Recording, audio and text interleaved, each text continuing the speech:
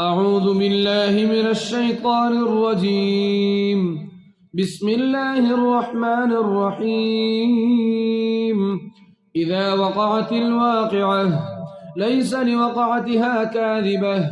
خافضة رافعة إذا رجت الأرض رجا وبست الجبال بسا فكانت هباء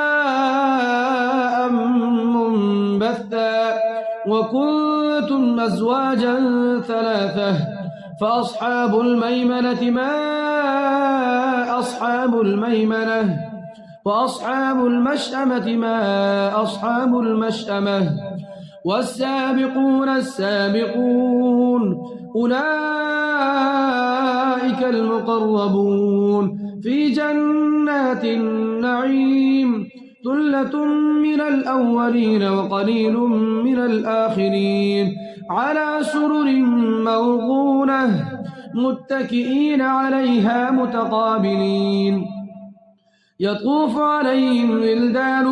مخلدون بأكواب وأباريق وكأس من معين لا يصدعون عنها ولا ينزفون وفاكهة مما يتخيرون ولحم طير مما يشتهون وحور عين كأمثال اللؤلؤ المكنون جزاء بما كانوا يعملون لا يسمعون فيها لغوا ولا تأثيما إلا قيلا سلاما سلاما وأصحاب اليمين ما أصحاب اليمين في سدر مخضود وطلح منضود وظل ممدود وماء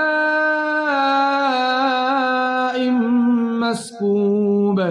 وفاكهة كثيرة لا مقطوعة ولا ممنوعة وفرش مرفوعة إنا أنشأناهن إنشاء فجعلناهن أبكارا عربا أترابا لأصحاب اليمين ثلة من الأولين وثلة من الآخرين وأصحاب الشمال ما أصحاب الشمال في سموم وحميم وظل من يحموم لا بارد ولا كريم إنهم كانوا قبل ذلك مترفين وكانوا يصرون على الحنث العظيم وكانوا يقولون إذا متنا وكنا ترابا وعظاما أئنا لمبعوثون أو آباؤنا الأولون قل إن الأولين والآخرين لمجموعون إلى ميقات يوم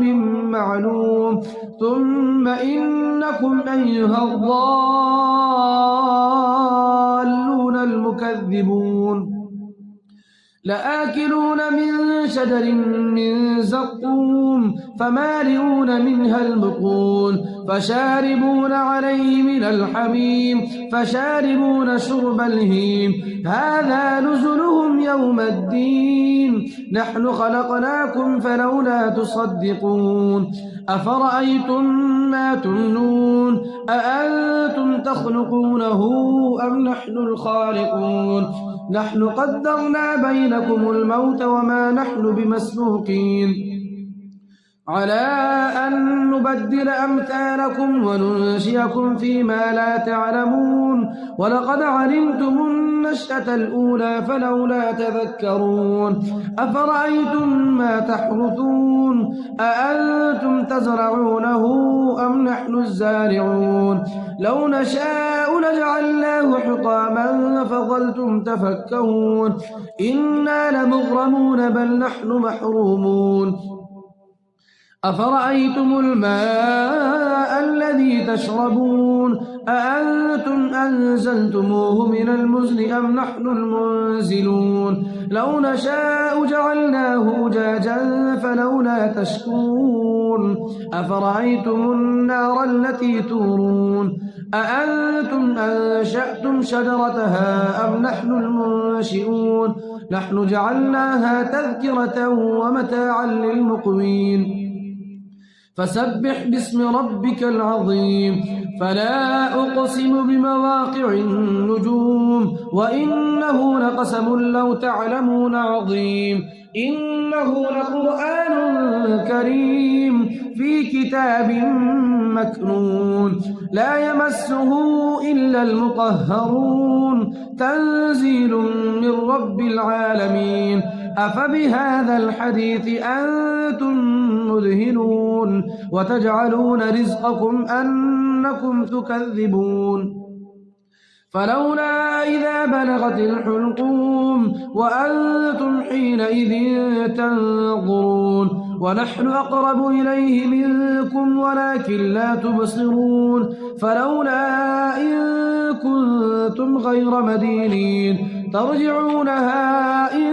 كنتم صادقين فأما إن كان من المقربين فروح وريحان وجنة نعيم وأما إن كان من أصحاب اليمين فسلام لك من أصحاب اليمين وأما إن كان من المكذبين الضالين فنزل